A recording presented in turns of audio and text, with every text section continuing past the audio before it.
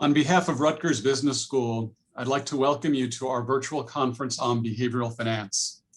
I'm John Longo, professor of finance and economics here at Rutgers and co-organizer of the conference with my colleague, Ron Richter. I'm delighted to introduce Tina Hay to kick off our conference. I first met Tina a few years ago at Renaissance Weekend, which is a group of the leading thinkers of the world, and I've followed her continued success since that time. Tina is the founder and CEO of Napkin Finance and the best-selling author of the book by the same name. She received her undergraduate degree from UCLA and her MBA from Harvard Business School. Before founding Napkin Finance, Tina was co-founder of citytripping.com. Her important work in the behavioral finance and financial literacy fields has been recognized by none other than our former First Lady, Michelle Obama. That's a pretty impressive endorsement. Her talk is entitled, "The Power of Visual Learning and Finance." Thank you, Tina, and welcome. Thank you so much, John. It's such a pleasure to be here. So as John mentioned, I'm Tina Hay, founder and CEO of Napkin Finance. We're a visual learning company that simplifies complex financial topics by using everything from images to infographics, videos, data visualization, and more. Our approach to content has resonated with people of all ages, which has been really incredible for us to experience. We also work with a number of the world's largest financial institutions to help them create content for their clients. This includes everyone from JPMorgan Chase, UBS, to AARP and US Bank. Our reach now is more than 80 million households across the globe. We've also published a best-selling book that is about our financial education and based on our learning philosophy. It's called Napkin Finance, Build Your Wealth in 30 Seconds or Less, which the New York Times hailed as one of the best financial primers in years. We're a mission-based company. As John mentioned, we've worked with everyone from Michelle Obama to the to the US Olympic Committee. And what we try to do is empower people to make better decisions, not only for their finances, but just for their well-being and for their families as well. So we also work with schools and nonprofits to promote financial literacy for people who don't have access or resources. Today, I'm going to be talking about the power of visual learning in finance. So one reason I'm a true believer in the power of visual learning is because of my own experience. When I attended business school at Harvard, I had come from a liberal arts background, and I didn't think of myself as a numbers person at the time. Sitting in class with my classmates, many of whom were former investment bankers and consultants, and already seemed to have really easy understanding of the languages of discounted cash flows and EBITDA, it was very challenging. I marveled at how easily it seemed many of them were able to absorb and work with these complex quantitative concepts, but these formulas and dense topics just were not working for me being a visual learner. I had to come up with my own solution. And so instead of dropping out or scraping by, I started drawing. Standard deviation became an angry squiggly line, and mortgage-backed security cash flows became cascading waterfalls in these images that I created. And returns on equity became stacks of building blocks.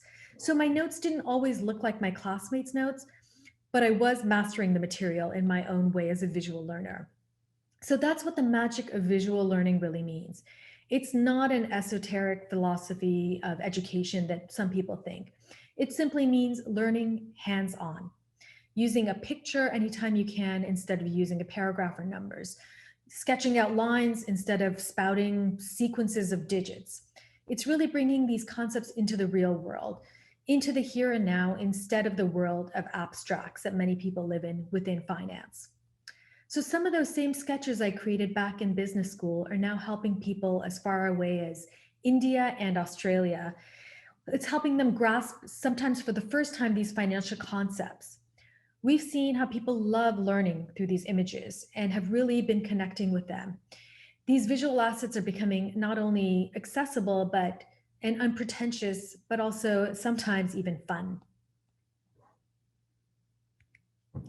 So visual learning, which again is this concept of learning by methods that are primarily visual, is a classic concept. So Einstein, Leonardo da Vinci, Charles Darwin, Sigmund Freud, and Mozart all used methods of visual thinking to generate solutions to the problem they faced in their own worlds. One notable visual thinker was Einstein. So he first described his thought processes at a physics conference in 1922.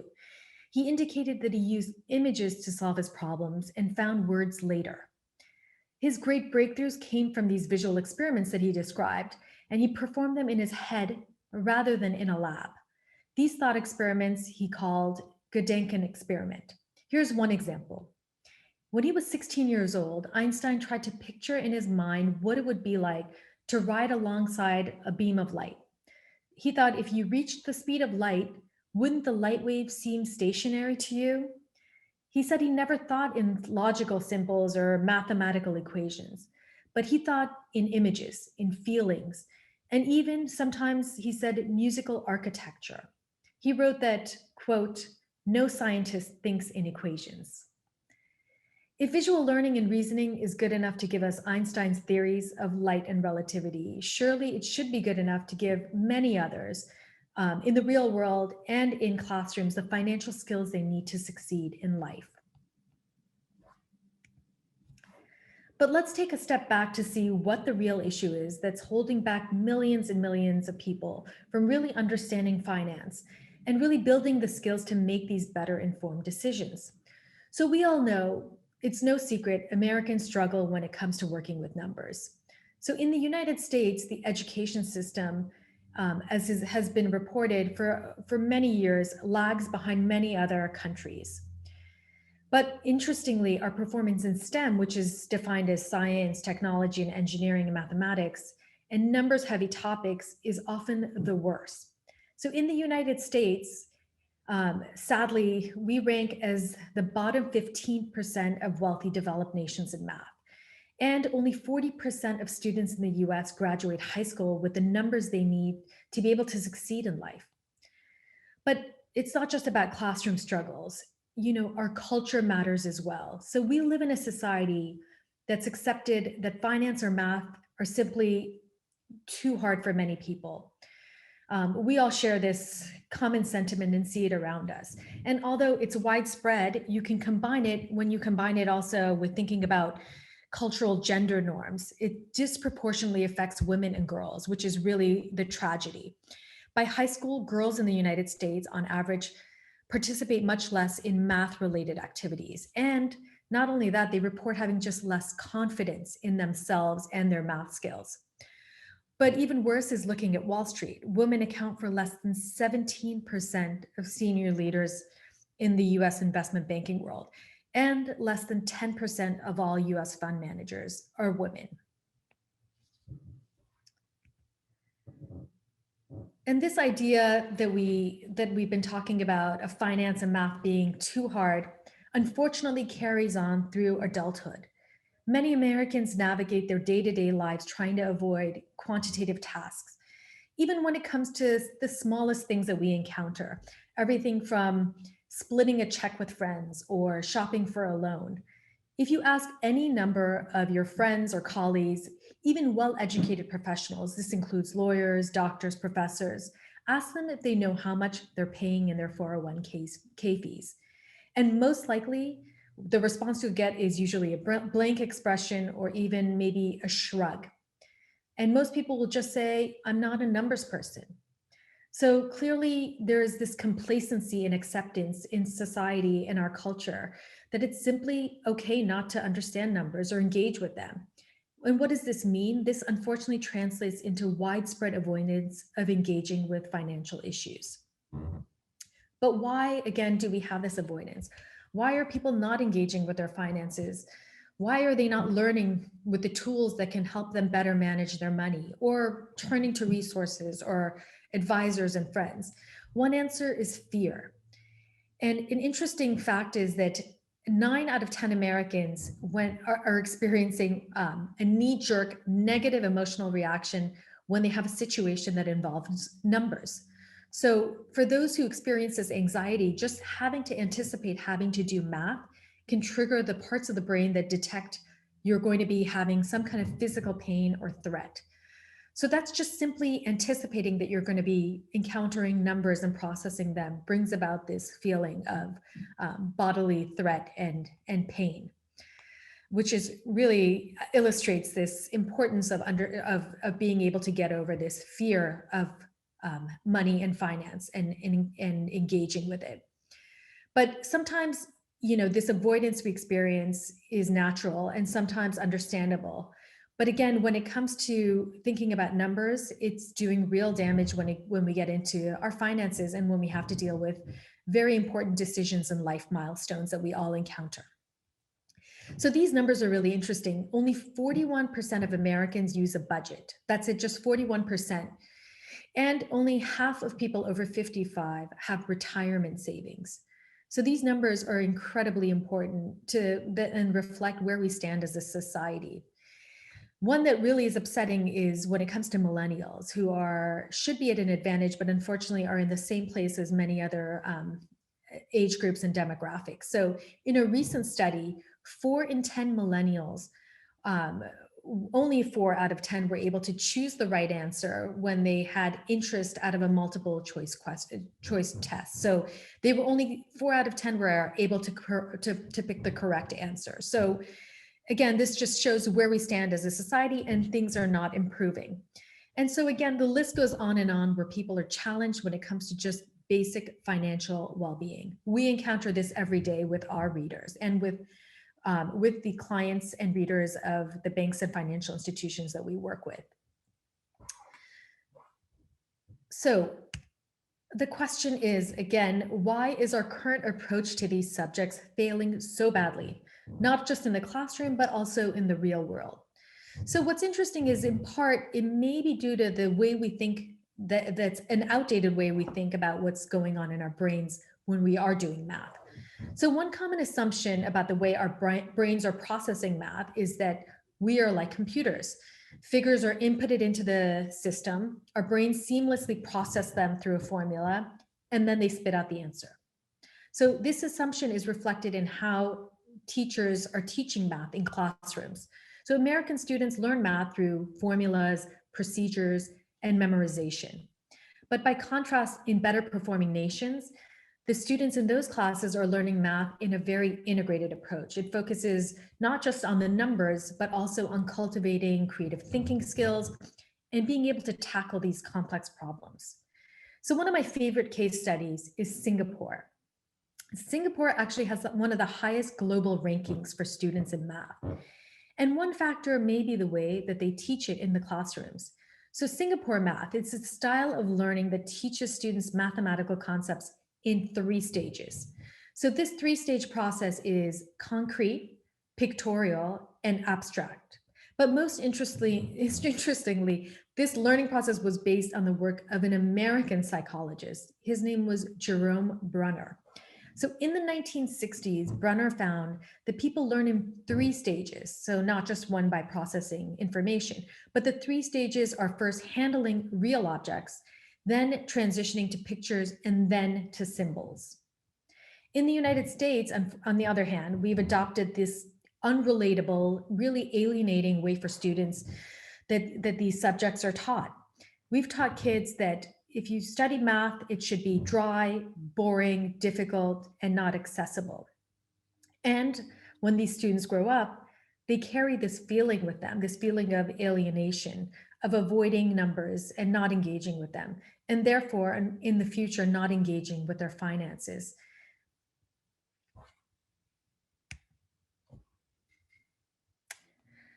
But intuition and science, and science, fortunately, can show us that there's better ways that we can approach these subjects and teach them in school. So this is where visual learning comes in. So anyone who's ever worked on basic counting skills with kids, with children, can recognize that our math skills rest on the foundation of visual learning. So numbers on their own mean nothing to kids. It's counting on fingers or blocks or other objects. That first builds like this very interesting concept of numbers in these kids' minds. And as anyone who's worked with kids will know, when you, when you start with numbers in this visual format, anyone and everyone can have a natural satisfaction in building these math skills.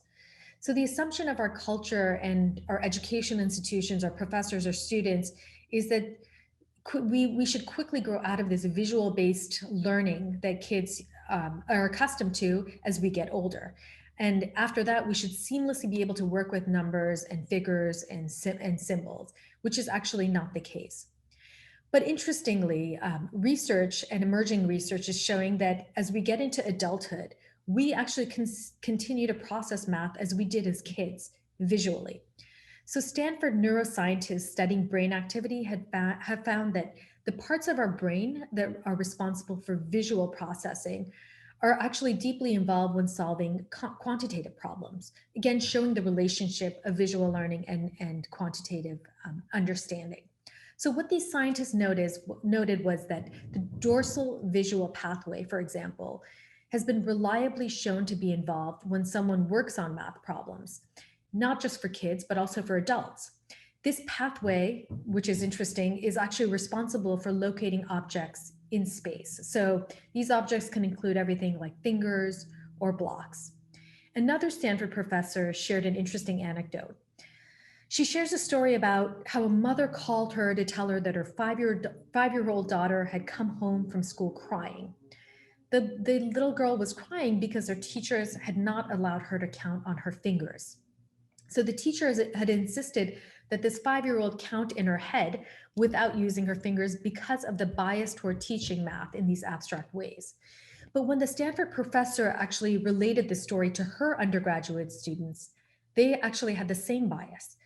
So she shared the story of the 5-year-old as an example of the importance of visual learning.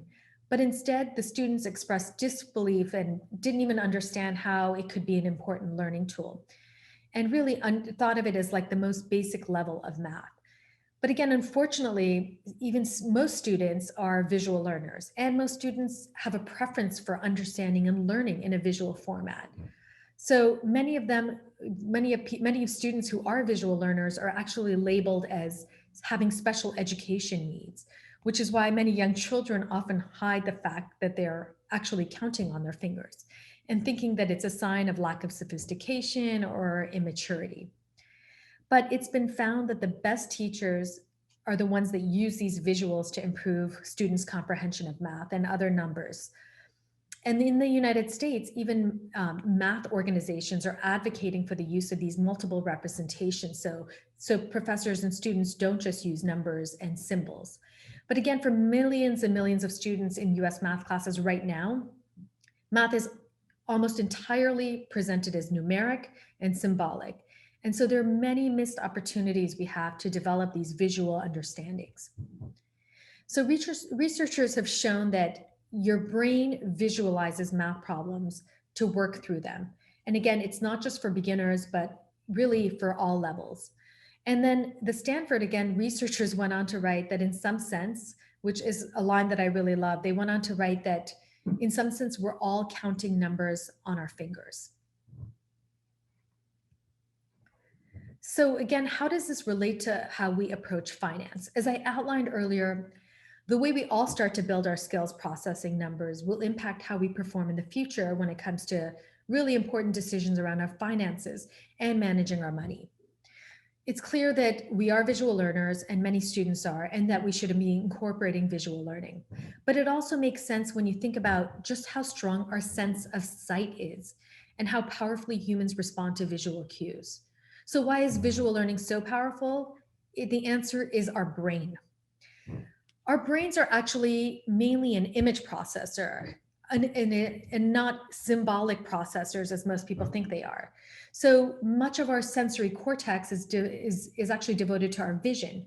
So in fact, the part of the brain used to process symbols such as words, numbers, and so on, it's actually very small compared to the part of the brain that actually processes the visual images. So interestingly, studies have shown that 90% of information that's sent to the brain is visual. It's an incredible number, but more importantly, 93% of human communication is visual. And another interesting number is that the human brain processes processes images processes images as opposed to things like numbers, text, and so on, 60,000 times faster. So really the bottom line is that using these visuals can not only increase retention, but it can decrease the time it takes to learn something, to advance the comprehension, and also to boost retrieval. So in finance, numbers and jargon, as we're all used to, are rather difficult for the brain to retain, whereas visuals and images and graphics are concrete, and therefore we can remember them and retrieve them more easily. So what's interesting is that marketers already know this, and they do an amazing job of using it to their advantage. So here's an experiment. Close your eyes. Now close your eyes and just think of your favorite brand. Now, what do you see? Most likely, you don't just see the name, but also the logo. The design element is probably the most powerful visual cue for the companies that we think about and we love and we engage with. So think about Tesla and Apple and Starbucks. You can't think of a brand without those powerful brands that have built a story around them and have really become part of our lives without thinking of how the visual element is part of our emotion and tells a story and connects with us. But unfortunately, again, teaching finance using these powerful tools, even though we have countless studies that confirm they're really powerful, is still pretty much absent from most schools and universities.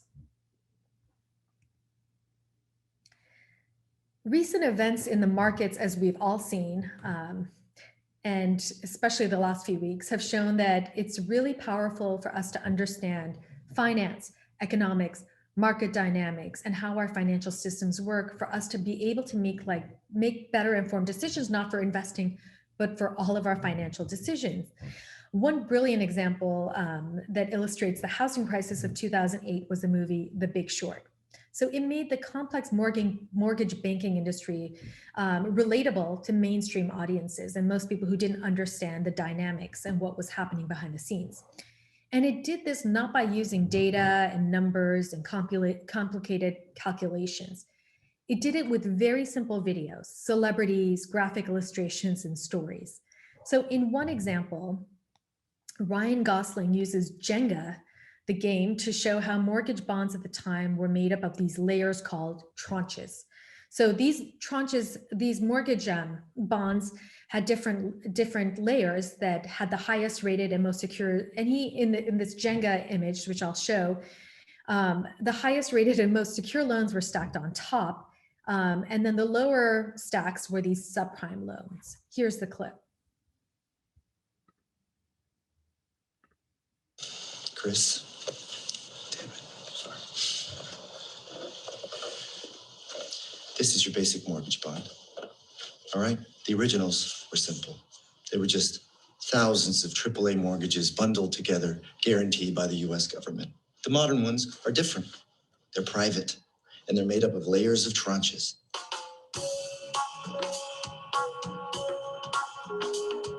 The highest level AAAs getting paid first, the lowest rated Bs getting paid last, taking on defaults first. Now, obviously, if you're buying Bs, you can make more money, but they're a little risky. Sometimes they fail. Chris?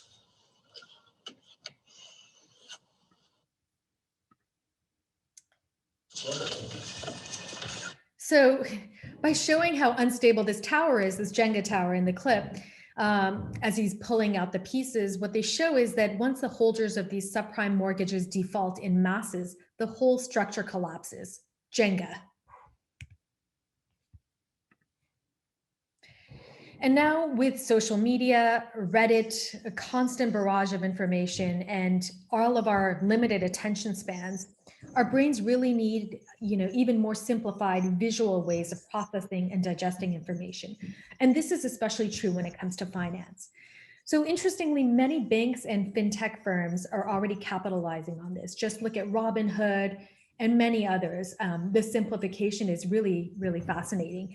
But using everything from gamification, memes, better user experience and user interface, to telling stories and engaging people, these are all ways of securing their attention. So as the saying goes, a picture is worth 1,000 words, because a picture is actually best at telling these stories.